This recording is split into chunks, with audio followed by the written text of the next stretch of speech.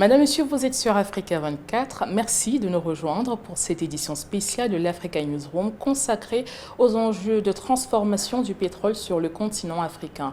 Justement, le continent détient 7% des réserves mondiales du pétrole avec des acteurs clés comme le Nigeria, l'Angola, l'Algérie ou la Libye. Cependant, pourtant, son intégration dans les chaînes de valeur énergétique mondiale reste largement déséquilibrée. Dans un contexte mondial marqué par des tensions internationales avec la guerre en Ukraine, l'instabilité au Moyen-Orient, les perturbations sur les routes stratégiques, les prix du pétrole restent très volatiles, oscillant entre 75 et 95 $ le baril. Une instabilité qui affecte directement les économies africaines. Aujourd'hui, environ 70% du pétrole africain est exporté à l'état brut, faute de capacité de raffinage et d'industrialisation locale. Résultat, le continent importe alors. Une question centrale s'impose. L'Afrique peut-elle transformer sa richesse pétrolière en véritable levier de développement dans un contexte géopolitique instable et en mutation? À cette question, nos invités de ce jour répondent. Sur ce plateau, nous sommes rejoints cet après-midi par M. Barthélemy Eluna, internationaliste, spécialiste des questions d'économie et de gestion. M. Eluna, bienvenue sur le plateau d'Africa 24. Bonjour et merci de me recevoir. Nous sommes également avec une experte qui traîne derrière elle près de 25 ans d'expérience dans ce domaine. Nous sommes en compagnie de Mathilde Maladon-Djebaï, consultante en stratégie et développement des affaires dans le secteur pétrolier et gazier. Madame Djebaï, bienvenue sur le plateau d'Africa 24. Merci Catherine, un plaisir. Madame, Monsieur, merci de nous rejoindre une fois de plus. Tout de suite, nous nous interrogeons. Comprendre la place du pétrole africain dans le système énergétique mondial entre dépendance aux marchés internationaux et enjeux de transformation locale. Dans un contexte de tensions géopolitiques et de transition énergétique, le pétrole africain est-il une opportunité stratégique ou une dépendance structurelle pour les économies africaines? Élément de réponse dans ce sujet que signe Sarah Yemele. Bien qu'elle détienne près de 7% des réserves mondiales prouvées de pétrole, l'Afrique ne représente qu'environ 3 à 4% de la capacité mondiale de raffinage, selon les données énergétiques internationales, ce qui oblige de nombreuses économies à dépendre fortement des produits pétroliers importés. La raffinerie de pétrole Dangote située à Lekki, dans l'état de Lagos au Nigeria, et inaugurée le 22 mai 2023, est conçue pour traiter 650 000 barils de pétrole brut par jour. Avec un investissement total estimé entre 19 et 25 milliards de dollars américains, elle devrait redessiner le paysage énergétique africain en permettant un raffinage local à grande échelle et en réduisant la vulnérabilité aux chocs d'approvisionnement mondiaux. Le projet devrait stabiliser l'approvisionnement en carburant, réduire la dépendance vis-à-vis des importations et renforcer la production pétrochimique, soutenant ainsi des secteurs clés tels que les engrais, les plastiques et l'industrie manufacturière au sens large. So the world-class Dangote refinery commenced full operation in 2000. La raffinerie de Dangote, une installation de classe mondiale, est entrée pleinement en service en 2024. Il s'agit de la plus grande raffinerie jamais construite en Afrique et de la plus grande installation à train unique au monde. La plus grande raffinerie existante avait une capacité de 420 000 barils par jour, mais la nôtre en produit 650 000. Tous les équipements que vous voyez ici ont été spécialement conçus pour notre capacité. Personne n'avait jamais construit d'usine de cette envergure auparavant. Nobody has actually ever built this size of plant. Alors qu'environ 600 millions de personnes en Afrique subsaharienne n'ont toujours pas accès à l'électricité, selon l'Agence internationale de l'énergie, Aliko Dangote a présenté son projet visant à porter la capacité de la raffinerie de 650 000 à 1,4 million de barils par jour dans le but de répondre à la demande croissante en carburant en Afrique et au-delà. Cette extension vise à stimuler la production pétrochimique, à promouvoir des carburants plus propres conformes aux normes Euro 6 et à créer environ 600 000 emplois, renforçant ainsi la volonté de l'Afrique de se tourner vers l'industrialisation énergétique et de réduire sa dépendance vis-à-vis des importations. We have dedicated about 86 loading bays. Nous disposons de 86 bases de chargement et installations portuaires dédiées que vous avez pu voir ce matin. Nous disposons également d'une usine de polypropylène d'une capacité de 900 000 tonnes, d'une usine de soufre d'une capacité de 36 000 tonnes et d'une usine de production de blocs de carbone d'une capacité de 585 000 tonnes.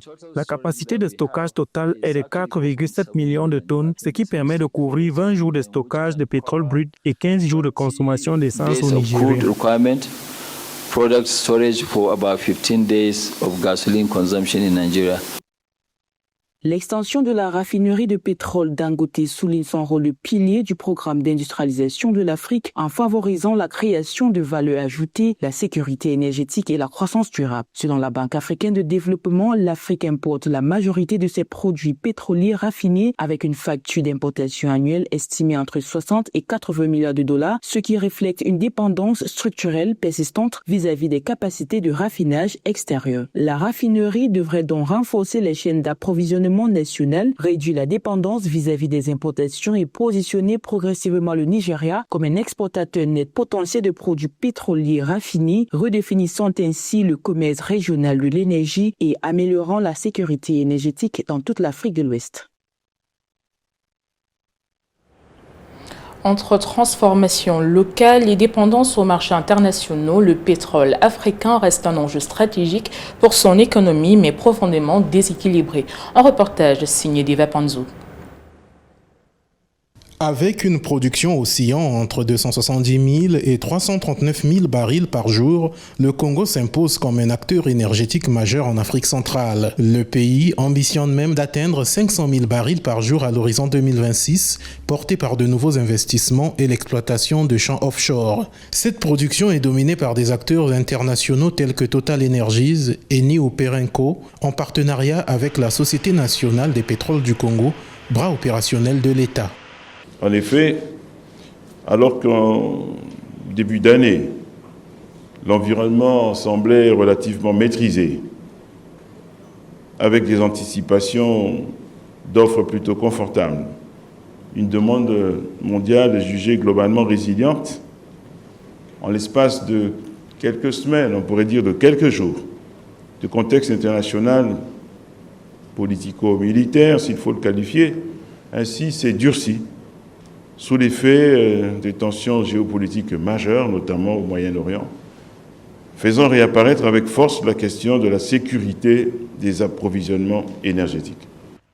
Malgré une production significative de pétrole, le Congo transforme encore très peu localement ses hydrocarbures. La majorité du brut est exportée, limitant la création de valeur sur le territoire national. Cette situation contraste avec la vision stratégique portée par les autorités, notamment par le président Denis Sassou Nguesso, qui vise à faire des ressources naturelles un levier d'industrialisation. Les hydrocarbures représentent 80 à 90% des exportations, environ 2/3 des recettes budgétaires et près d'un quart du produit intérieur brut. Une dépendance structurelle qui expose le pays aux fluctuations des cours mondiaux.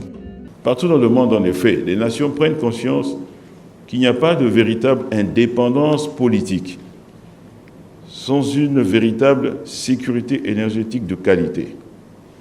Il n'y a pas non plus de croissance durable sans un approvisionnement énergétique garanti. Il n'y a enfin pas de souveraineté économique sans maîtrise de ses ressources stratégiques.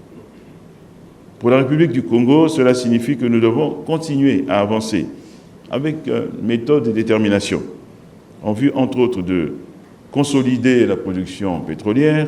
L'un des principaux défis réside dans la faible capacité de transformation locale du pétrole brut. Aujourd'hui, la grande majorité de la production est exportée sans être raffinée localement, notamment via le terminal pétrolier de Ndjeno. Le Congo dispose néanmoins d'une raffinerie nationale opérée par la Congolaise de raffinage située à Pointe-Noire. Mais avec une capacité d'environ 21 000 barils par jour, celle-ci ne couvre qu'une fraction très limitée de la production nationale. En pratique, cela signifie que moins de 10% du pétrole produit est transformé localement, le reste étant exporté brut avant d'être raffiné à l'étranger, puis parfois réimporté sous forme de produits finis.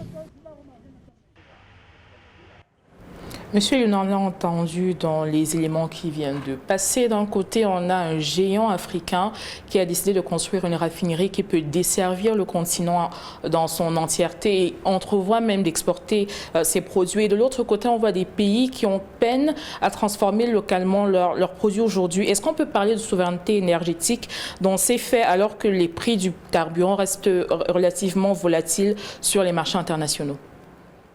Pour parler de souveraineté énergétique, il faut avoir la pleine maîtrise de tous les paramètres de l'équation. Ici, les coûts de l'énergie sont décidés à l'extérieur, donc ils sont exogènes. C'est une valeur exogène qui ne dépend, c'est un paramètre exogène qui ne dépend pas de nous et qui est imposé au marché africain. À ce niveau déjà, la souveraineté commence à s'effriter. Il faut aussi maîtriser la technologie qui va avec. Actuellement, nous avons un géant qui s'est construit et qui envisage de passer à environ 1,2 ou 1,4 million de barils jour. Pour l'instant, il est à 650 000 barils jour. Donc, il envisage à peu près de doubler sa production journalière. C'est une vision qu'il s'est donnée, mais avant d'arriver à l'accomplissement de cette vision, il faut agrandir l'infrastructure qui permet d'atteindre cet objectif. Et voyant ce qu'il a pu réaliser jusqu'ici, il est en bonne voie. Mais il est le seul. Il y a 54 États africains et des statistiques que j'ai consultées, pour ce qui est connu à date de l'Afrique, c'est environ 10% du pétrole mondial. Et je vais me permettre de faire un parallèle avec mon pays d'origine, le Cameroun, où on ne connaît pas encore l'entièreté des ressources pétrolifères présentes. Et je vais me référer à un documentaire que j'ai regardé il y a quelques années lorsque je faisais mes études en relations internationales à l'Institut des relations internationales du Cameroun à l'IRIC. Le Cameroun, d'après ce documentaire, disposerait du pétrole de schiste et du gaz de schiste. C'est-à-dire toute la côte camerounaise nagerait sur du pétrole et du gaz brut. Ça, c'est ce que le documentaire, d'une source très crédible quand même, a révélé. Mais ces statistiques sont-elles déjà enregistrées au niveau national pour dire le Cameroun possède telle quantité de pétrole brut, telle quantité de réserves pétrolifères? Ça, je vais laisser la place à Madame de nous le dire tout à l'heure, c'est elle qui est dans le domaine. Mais je reviens sur le domaine de la souveraineté énergétique. Au-delà du pétrole, l'Afrique a l'eau, l'Afrique a le soleil, l'Afrique a le vent. Et pour l'instant, ce que nous connaissons beaucoup plus, c'est le pétrole, c'est-à-dire les forages, et puis de l'eau, c'est-à-dire l'énergie hydraulique. On oublie des initiatives, pas qu'on oublie. Ces initiatives sont peut-être en train de monter, mais timidement encore, telles que l'éolien, le solaire, et on peut le comprendre parce que c'est des projets à forte demande de financement. Et vous me permettez de faire ce parallèle avec ce projet qui existe sur le territoire camerounais, qui est en train de faire son bonhomme de chemin. Un projet qui est porté par un certain nombre de jeunes Camerounais qui va dans le sens des énergies et des technologies. Et je vais le citer nommément, le projet Osoko. Son objectif est justement d'aller vers cette souveraineté énergétique. Et pendant le reportage tout à l'heure, nous l'avons bien entendu, on ne peut pas clamer sa souveraineté énergétique si on ne maîtrise pas l'ensemble des ressources stratégiques qui permettent justement, d'y vous arriver. parliez de ressources renouvelables, on reviendra dessus justement dans la deuxième partie de notre programme. Madame Djebaï, la raffinerie Dangote, on l'a entendu tout à l'heure, a une capacité actuelle de 650 barils par jour. Peut-elle marquer un tournant décisif dans l'industrialisation pétrolière du continent et réduire la dépendance des économies africaines aux importations de carburant? Très belle question. La raffinerie de Dangote, c'est un investissement immense et vraiment le premier dans ce genre en Afrique. Et c'est un projet qui suscite beaucoup d'espoir pour les Africains dans le secteur du pétrole. Par contre, lorsqu'on parle de transformation, on parle également de matières premières. Vous vous souvenez sûrement que dès le début, Dangote avait des difficultés à pouvoir faire tourner l'usine à plein régime parce qu'il y avait un problème d'approvisionnement en matières premières. Il faut comprendre qu'en Afrique, et pas seulement en Afrique, les pays producteurs ont tendance à faire des préventes. Donc il y a des contrats qui sont signés avant même la production, avant que la production ne commence. Les productions sont parfois vendues avant même qu'elles ne puissent être sorties du sol. Donc sorties du sous-sol, c'est déjà vendu. Et ça fait que pour une usine comme Dangote par exemple, ils ont besoin, ils aspirent à augmenter la production. Ça veut dire qu'ils doivent être en train de travailler sur de nouveaux contrats d'approvisionnement parce que même le Nigeria, quoique le Nigeria produise presque 2 millions de barils par jour, 1,7 par jour, ça c'est ce qui est connu. On sait qu'en dehors de ça, il y a des productions qui ne sont pas forcément prises en compte. Mais quoique le Nigeria soit le premier producteur de pétrole brut en Afrique par jour, Dangote, dès le départ, avait des difficultés à s'approvisionner en matières premières pour faire tourner l'usine. Maintenant, la question de savoir comment est-ce que cette usine va pouvoir aider à l'approvisionnement de l'Afrique tout entière, j'émets des doutes. C'est un investissement énorme, certes, mais j'émets des doutes par rapport à sa capacité à résorber tout le besoin en produits raffinés de l'Afrique. D'accord? On ne va pas du jour au lendemain arrêter la dépendance aux importations de produits raffinés. Ça, par contre, on va pas commencer à rêver de ça tout de suite, mais on va dire que la raffinerie de Dangote, c'est un excellent début et c'est un exemple qui mérite d'être suivi à d'autres endroits. Il faut comprendre également qu'en termes de raffinerie, non seulement il y a l'approvisionnement en matières premières, mais il y a également la qualité de l'approvisionnement. Il faut comprendre comment est-ce que la raffinerie, elle est dimensionnée? Est-ce qu'elle peut prendre tous les bruts? Est-ce que les États également vont accepter de fournir, voilà, de céder le pétrole ou de vendre le pétrole ou alors de céder carrément pour prendre en retour des produits raffinés? Parce que ça se fait également. Donc, autour de cette question-là, il y a des enjeux qui vont au-delà de ce qu'on peut simplement espérer comme avenir pour l'Afrique en termes d'approvisionnement en produits bruts, en produits raffinés. Voilà. Justement, entre 2025 et 2026, les prix du pétrole ont varié entre 75 et 95 $ le baril, selon l'Agence internationale de l'énergie. Et face justement à cette volatilité, des pays comme le Nigeria et l'Angola continuent plutôt d'augmenter leur production plutôt que de transformer localement. Est-ce un choix rationnel à court terme ou alors un échec de stratégie industrielle selon vous? Écoutez, la problématique du pétrole dans les pays africains, c'est d'abord une problématique de survie, on va dire ça comme ça. Parce que les économies africaines dépendent, pour les pays qui produisent le pétrole, c'est vrai qu'on a des cas comme le Cameroun, mais il faut comprendre que la production du Cameroun en elle-même, elle n'est pas énorme. On est à environ 60 000 barils par jour. On ne va pas comparer ça à presque 2 millions de barils par jour pour le Nigeria. Donc la production du Cameroun, elle est minime, on va dire ça comme ça pour le moment. Mais vous allez vous rendre compte que c'est de manière presque systématique l'apport dans les budgets nationaux, l'apport des ventes de pétrole brut dans les budgets nationaux, c'est souvent des apports assez considérables. Donc, ça fait qu'au fil du temps, les pays se sont créés une forme de dépendance vis-à-vis des revenus pétroliers. Ça fait que du jour au lendemain, on ne va pas décider d'arrêter de vendre le pétrole brut parce que l'économie, elle est soutenue. Si on prend par exemple, même l'Algérie, on est à pratiquement 60%. On a des pays où on a pratiquement 75%, même au Nigeria, 75% du budget qui dépend des exportations pétrolières. Comment est-ce que du jour au lendemain, vous pouvez envisager de bloquer ces exportations-là? Parce que vous allez commencer à raffiner sur place. Déjà, il faut comprendre, la raffinerie Dangote, on parle d'une vingtaine de milliards de dollars. Hein? Le Cameroun, pour son budget de 2026, on est à quoi? 16 milliards de dollars. Quand on dit 800 milliards de francs CFA, on est dans les 16-17 milliards de dollars. Donc ça, c'est le prix d'une raffinerie. Donc il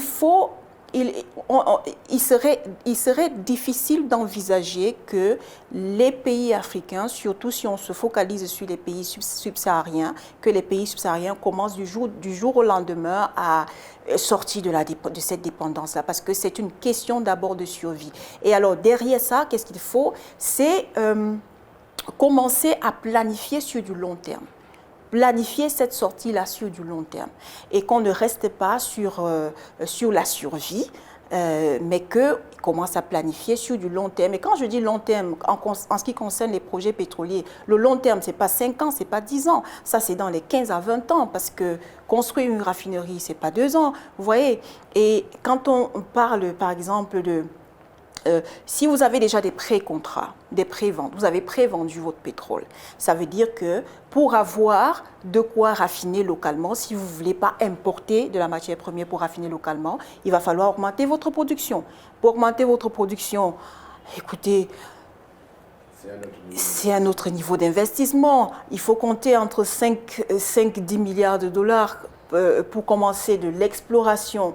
Avant même l'exploration, commencer par à faire les sismiques, l'exploration elle-même, le forage, et puis mettre les plateformes d'exploitation, de production. Tout ça, du moment où vous commencez les discussions avec les gouvernements et que vous commencez à faire les descentes sur le terrain pour commencer les travaux, ça peut vous prendre 5 ans, ça peut vous prendre 10 ans. Donc, quel est l'État africain en ce moment, subsaharien, on va dire ça comme ça, quel est l'État africain qui est prêt à banquer la moitié de son budget national pendant 5 ans? La particularité de l'industrie pétrolière, c'est que c'est une industrie qui demande des capitaux lourds. Non seulement des capitaux lourds, mais ça exige également des infrastructures pointues, une technologie assez pointue qui n'est pas vulgaire en Afrique, il faut le dire comme ça. Donc, ça demande énormément de risques parce que rien ne vous rassure que les 100 millions de dollars que vous avez engagés pour la sismique ou alors pour creuser un puits ou deux d'exploration, rien ne vous garantit que vous allez que vous allez d'abord avoir une découverte. Voilà. Rien ne vous garantit que vous allez avoir une découverte. Et quand bien même vous aurez une découverte, rien ne vous garantit que cette découverte-là, elle sera bancable, elle sera commercialisable.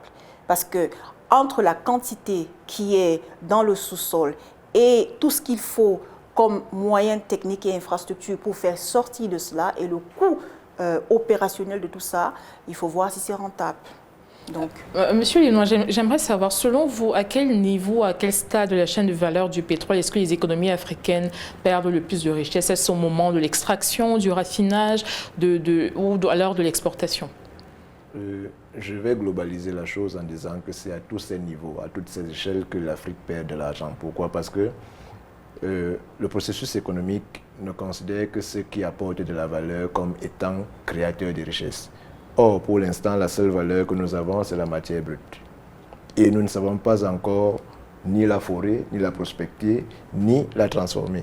Donc, nous avons besoin de ressources exogènes en termes de formation, d'ingénierie, de ressources grises, de technicité, de technologie, tout ce qui va avec.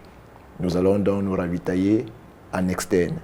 Et parfois même, lorsque nous avons des natifs africains qui sont dépositaires de cette technologie, ils sont sous contrat avec des géants. Et pour pouvoir, ne serait-ce que les avoir en consultation, c'est des tracasseries d'un autre niveau. Je parle sous le contrôle de madame. Et à ce niveau, comment résoudre la question? On pourrait simplement commencer à investir sur la formation des ressources grises en interne. Il y a dans certains pays africains des universités qui forment dans le domaine des hydrocarbures, pétrochimie, énergie renouvelable aussi et autres formes d'énergie. Ces éléments déjà, même s'ils ne sont pas encore à la hauteur ou à la taille ou à l'ambition de ce que nous avons comme vision pour, prenons le cas de l'agenda 2063 de l'Union africaine, c'est déjà un début.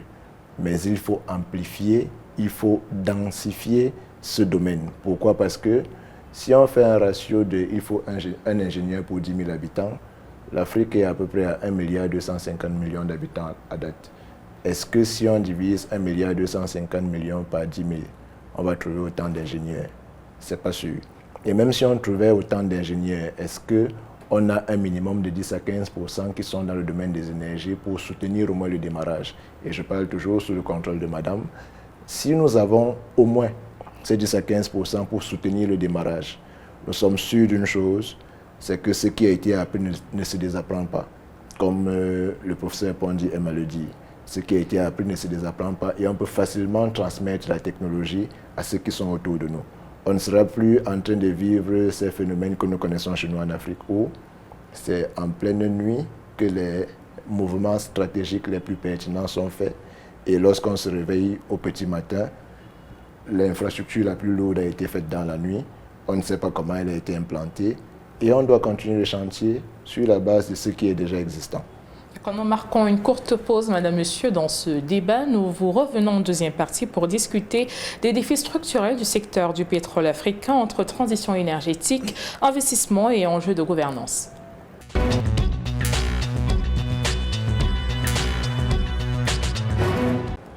Madame, Monsieur, si vous nous retrouvez un instant, vous êtes bien dans votre programme Africa Newsroom.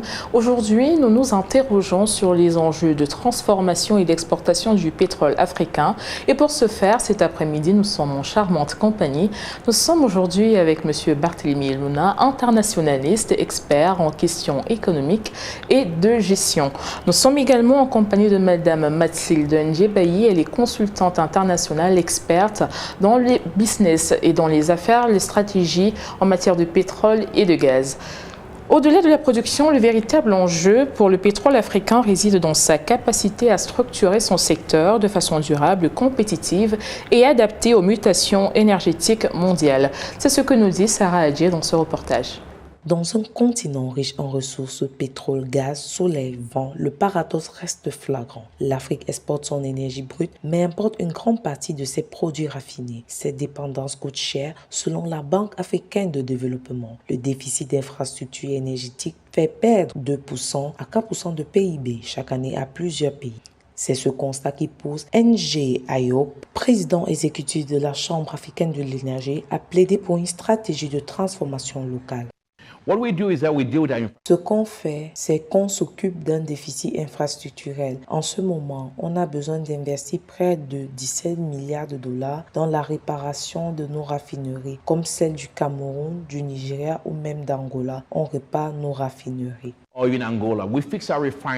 Moderniser des raffineries, construire des nouveaux pipelines, développer des réseaux électriques, autant de chantiers pour réduire les importations, créer des emplois et renforcer la sécurité énergétique africaine. Afreximbank, la Banque africaine d'import-export, se positionne comme un partenaire clé. Sous la présidence de Georges Elombi, elle vise à mobiliser 17 à 25 milliards de dollars sur 10 ans, financer des projets énergétiques structurants et renforcer les infrastructures de production et de distribution.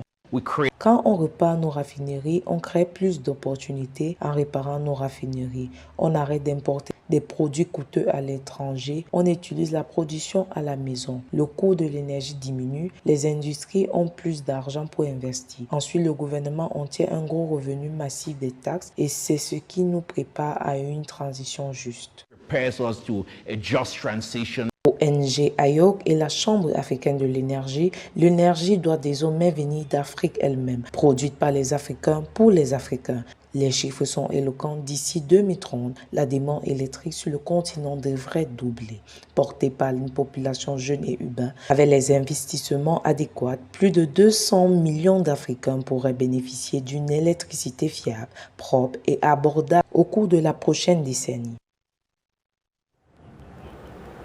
Monsieur Eluna, à l'échelle mondiale, les investissements dans les énergies fossiles sont de plus en plus prudents.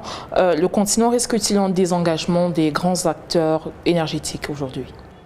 Il faut préciser que ceci va depuis la conférence de Paris sur la COP21 sur l'énergie, sur l'environnement et oui, la COP21 sur l'environnement où les États ont pris des engagements pour réduire pour plafonner à 1,5 degré maximum l'augmentation de la température sur la planète.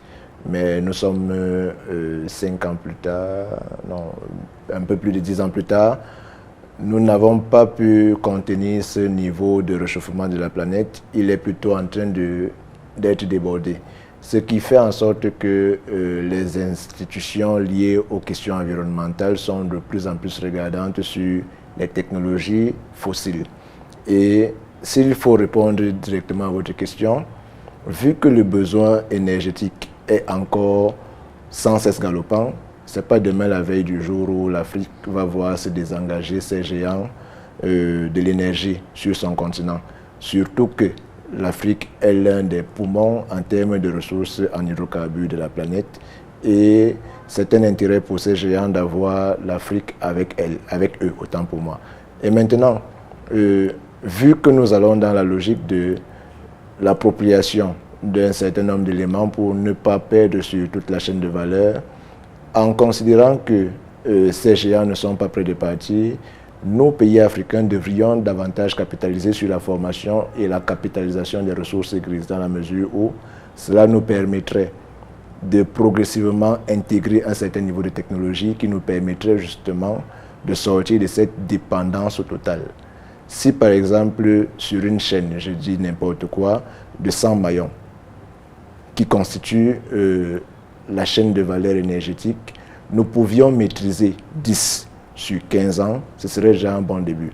Et lorsqu'on se fie à l'ingéniosité, à l'inventivité de la jeunesse africaine, notamment celle camerounaise en termes d'entrepreneuriat et de capacité d'invention, on constate que nous sommes quand même sur certains points avant-gardistes, vu qu'il y a des inventions sur le sol camerounais, sur le sol africain, qui sont des inédits. Et dans ce cadre précis, si nous pouvions capitaliser dans...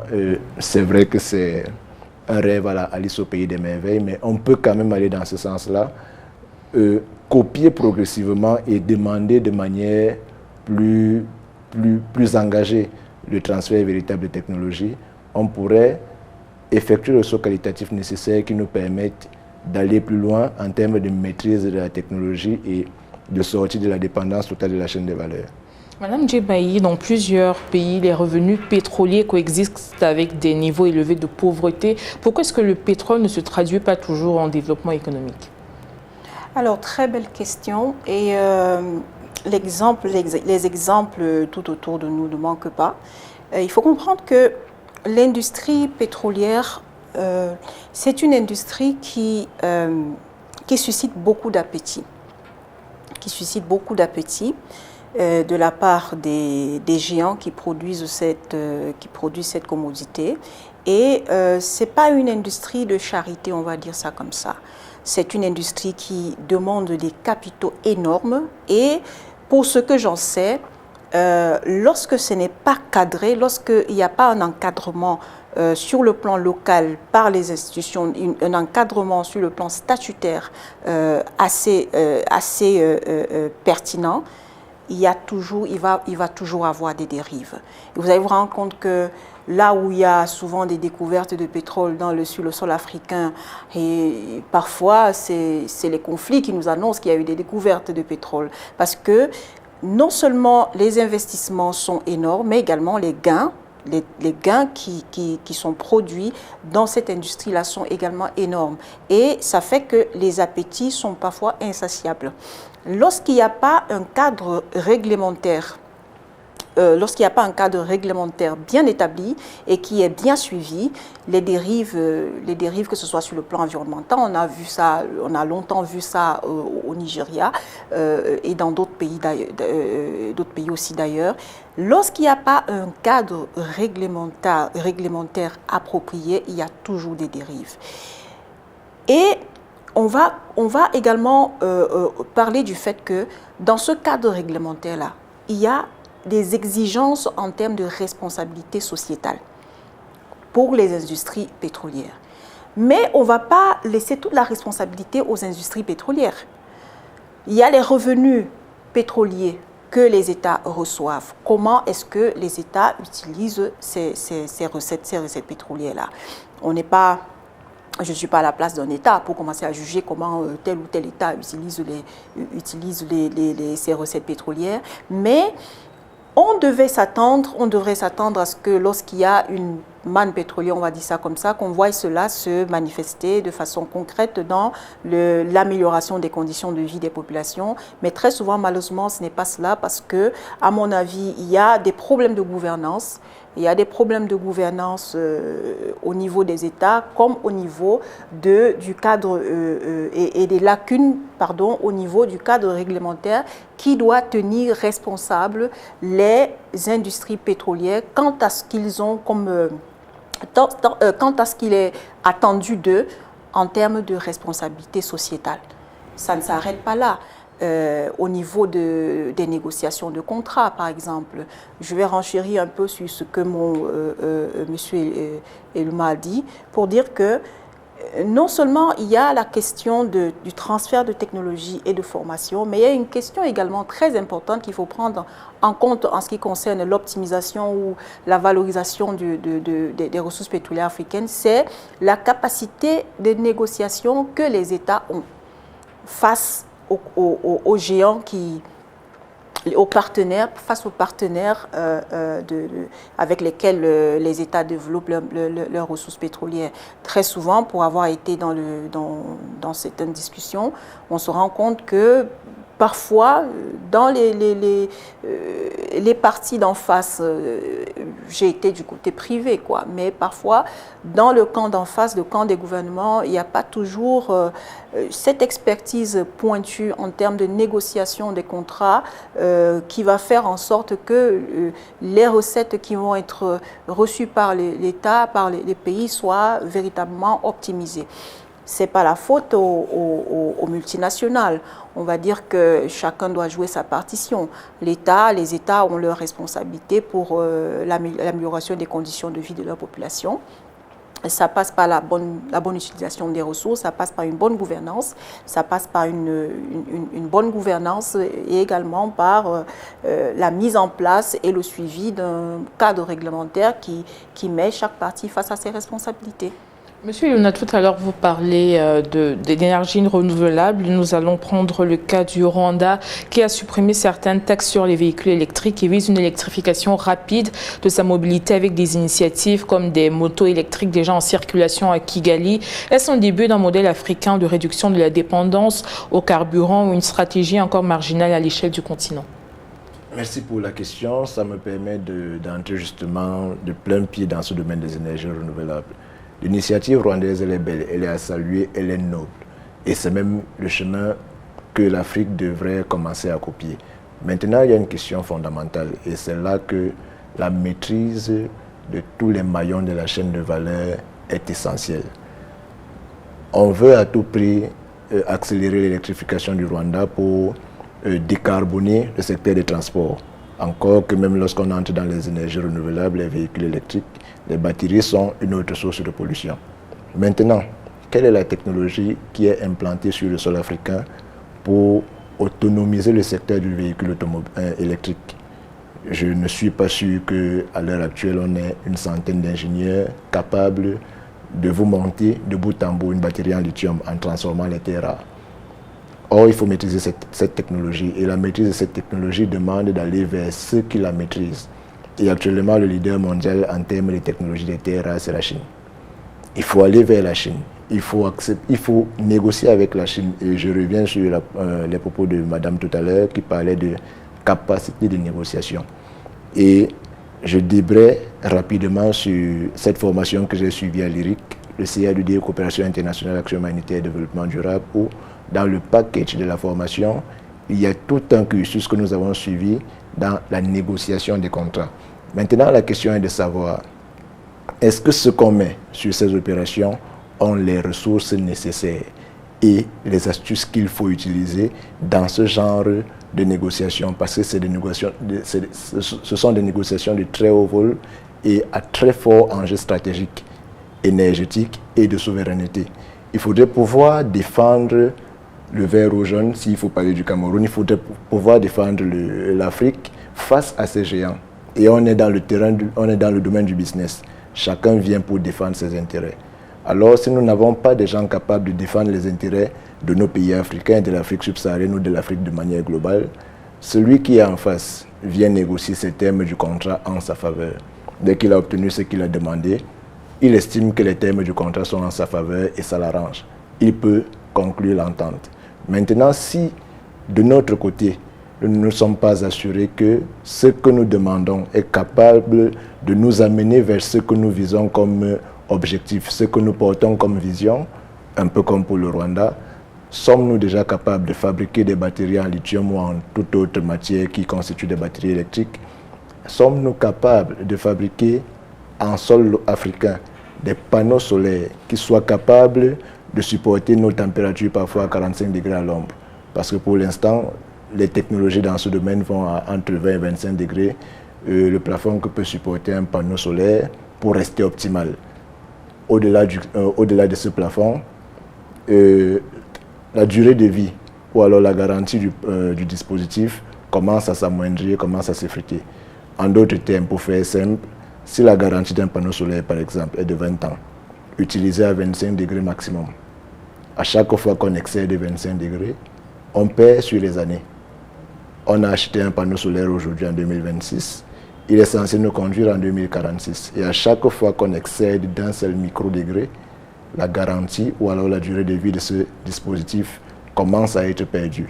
Est-ce qu'on est donc capable d'avoir les ingénieurs qu'il faut, l'infrastructure technologique qui va avec, et encore que pour produire un panneau solaire, il y a un niveau d'énergie qu'il faut. Et avons-nous l'électricité qui va avec? C'est encore là toute la question. Le Rwanda est sur la bonne voie, c'est une très bonne chose, mais est-ce que l'infrastructure technique est capable de porter cette vision au moins sur les 10 prochaines années? C'est au Rwanda d'y répondre. Justement, on parle des pays d'Afrique de l'Est. Le Kenya est un pays où 90% de l'électricité est issue des sources renouvelables. Des entreprises locales développent des bus et des motos électriques pour le marché urbain. Madame Ndjebaye, ces initiatives peuvent-elles aujourd'hui réellement transformer la demande énergétique africaine ou reste-t-elle limitée par le coût des infrastructures? Écoutez, je vais aller dans le même sens que monsieur pour dire que ce sont des initiatives qui sont tout à fait louables, mais sur le plan local, est-ce que c'est tenable? Est-ce qu'il y a une infrastructure locale? Est-ce qu'il y a une industrie locale derrière tout ça? Est-ce qu'il y a une industrie locale derrière tout ça? Est-ce qu'il y a la formation locale derrière tout ça? Je ne veux pas être pessimiste, mais également, je vais poser la question de savoir qu'est-ce que ça apporte concrètement au développement de ce pays, de ces pays. Qu'est-ce que ça nous apporte de migrer vers l'énergie renouvelable? Est-ce que c'est mieux pour l'Afrique d'embrasser totalement, entièrement les énergies renouvelables, ou alors c'est louable, mais ce n'est pas à 100% ce dont nous avons besoin. Nous avons parlé des énergies fossiles en tout début de ces échanges, et je pense que ce n'est pas demain, comme monsieur a dit, ce n'est pas demain la fin des énergies fossiles, parce que certes, les initiatives comme au Rwanda, comme au Kenya sont louables, mais qu'est-ce que ça apporte concrètement à l'économie de ces pays? Il faut voir, d'accord, sur le plan environnemental, peut-être ça améliore la qualité de l'air, ça améliore ci ou ça. En termes d'apport économique pour le pays, qu'est-ce que ça change dans le panier de la ménagère dans ce pays-là, d'embrasser cette nouvelle technologie? Nous savons que pour ce qui est de l'industrie pétrolière, lorsque c'est bien encadré dans un cadre de gouvernance approprié, $1 milliard investis, il y a un effet multiplicateur énorme en ce qui concerne les projets pétroliers. L'effet multiplicateur du secteur pétrolier ne saurait être comparé à l'effet multiplicateur des projets renouvelables, ça c'est clair. Parce que si vous avez un investissement d'$1 milliard et puis vous avez un effet multiplicateur de pratiquement 100% ou 150%, parce que autour de la production, il y a tellement d'autres choses, tellement d'autres activités qui se créent, le contenu local qui en bénéficie. Est-ce que c'est le même apport pour les énergies renouvelables? Je pense qu'il faut que l'Afrique regarde, évalue, examine cela sur la base de qu'est-ce que nous avons à y gagner, qu'est-ce que ça nous apporte en termes de croissance économique. Ce n'est pas simplement suivre la tendance. Avec l'industrie pétrolière, on comprend très bien qu'il y a des aléas concernant l'environnement, par exemple. Mais si on est sur la base de projets qui sont bien négociés, avec une partie gouvernementale et un contenu local bien formé, avec des industries qui se créent tout autour de l'exploitation du pétrole, ne s'arrêtant pas uniquement au secteur aval, qui est d'aller faire la prospection, l'exploration, et puis produire, et puis mettre sur un tanker et envoyer à l'étranger, mais de dire qu'on mette sur place dans les contrats que nous faisons avec les partenaires étrangers, partenaires technico-financiers, qu'on demande un minimum de contenu local, un minimum d'infrastructures en midstream ou en aval, par exemple, quelques pipelines pour alimenter des sociétés locales, des entreprises locales, qu'on exige quelques pipelines, par exemple, qu'on exige quelques infrastructures de stockage, parce que c'est quand même un peu aberrant qu'on n'ait pas d'infrastructure de stockage. Parce que quand vous n'avez pas d'infrastructure de stockage de produits, quand vous n'avez pas suffisamment de capacité, parce qu'on en a, mais est-ce que c'est suffisant? Quand on n'a pas suffisamment de capacité, ça veut dire qu'on est exposé à toute forme d'aléa. Dès qu'il y a une rupture de la chaîne d'approvisionnement, le pays est directement en shortage, on est directement en pénurie, parce qu'on ne peut pas garder, on n'a pas de capacité pour stocker des réserves. Donc c'est quand même... Alors que c'est une industrie, c'est en midstream, vous avez les pipelines, vous avez le stockage, l'industrie de stockage, qui emploie beaucoup de personnes et qui est également une source de formation et d'augmentation des capacités locales. Après, vous avez l'aval. Bon, en aval, ici, nous, tout ce qu'on sait, c'est qu'on va à la pompe et puis on se fait servir. Mais il y a également toute une industrie autour de ça. Il y a la distribution, il y a le trading également, qui est un domaine qui pratiquement pas connu en Afrique, chez les Africains, qui est très peu connu. Alors que sous d'autres cieux, le trading des produits pétroliers contribue énormément à l'augmentation de la chaîne de valeur, à l'augmentation de la valeur de la production. Voilà. Monsieur Luna, lors de la COP28 que vous évoquiez tout à l'heure, la COP21 plutôt, là je parle de la COP28, les pays africains se sont engagés à accélérer la transition énergétique avec l'objectif de tripler les capacités renouvelables d'ici 2030, alors que les financements climatiques promis aux pays en développement restent en deçà des 100 milliards de dollars annoncés. Dans ce contexte où l'Afrique ne représente que 3% des émissions mondiales de CO2, comment concilier les exigences environnementale et internationale et l'exploitation des ressources pétrolières pour soutenir sa croissance économique? Vous avez dû remarquer que pendant la question, j'ai commencé à sourire. Pourquoi? Parce que, comme je l'ai dit dans mes interventions précédentes, il y a de très forts enjeux économiques, stratégiques, énergétiques et c'est même une géopolitique et une géoéconomie sous-jacentes qui sont en train d'être véhiculées à travers ces organisations, ces mouvements qui vise à promouvoir tous azimuts la protection de l'environnement. C'est une très belle chose de défendre l'environnement, je ne dis pas le contraire sur ce plateau. Mais l'Afrique a des réalités qui sont assez claires, qui sont assez urgentes et qui demandent qu'on s'intéresse de manière rapide et urgente, très urgente même, et je dirais en langage médical en priorité absolue sur ces urgences. Pourquoi? Parce que en aval, il y a la ménagère qui va demander à monsieur en sortant de la maison le matin, ne reviens pas ici les mains vides ou les poches vides. Et là, c'est le vrai problème. Lorsque vous allez demander à tout un continent de revoir sa politique énergétique, c'est une très belle chose. Sa politique environnementale, c'est excellent. Mais comment associer les attentes en développement, les attentes en croissance qui sont urgentes à ces politiques-là? On veut certes accélérer d'ici 2030 l'accès aux énergies renouvelables. Mais qu'est-ce qu'on fait des initiatives portées par des jeunes entrepreneurs locaux quand on sait que le secteur de l'énergie est un secteur régalien? Tout à l'heure, j'ai parlé du projet Osoko, par exemple. C'est dans ce sens-là qu'il va. Et comment encourager la jeunesse locale à ne pas s'expatrier parce que beaucoup sont tentés d'aller vendre leurs connaissances ailleurs. Et pourtant, ils ont été formés dans nos pays africains. Et qui perd in fine, c'est l'Afrique. C'est l'ensemble de nos pays qui ont investi dans notre éducation et qui voient malheureusement leurs ressources grises s'exporter sur d'autres cieux.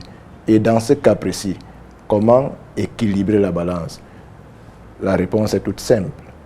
Autant on se lance dans des projets d'envergure nationale, autant il faut aussi soutenir le secteur privé qui est éminemment porté par une jeunesse dynamique et à l'inventivité qui ne se discute plus. le Cameroun, le pays que je maîtrise le mieux. On a cité aussi le Rwanda et le Kenya. Il y a beaucoup d'autres pays. C'est des pays qui démontrent à suffisance qu'il y a suffisamment de ressources grises pour soutenir l'inventivité afin d'accélérer cette transition énergétique. Madame, Monsieur, merci d'avoir suivi votre programme Africa Newsroom. Merci à nos invités, Monsieur Barthélemy Luna, internationaliste spécialisé des questions économiques et de gestion, et à Madame Mathilde Ndjebayi, elle est consultante experte en stratégie de développement dans le domaine du pétrole et du gaz. C'était l'Africa Newsroom. Tout de suite, une nouvelle édition de l'actualité africaine.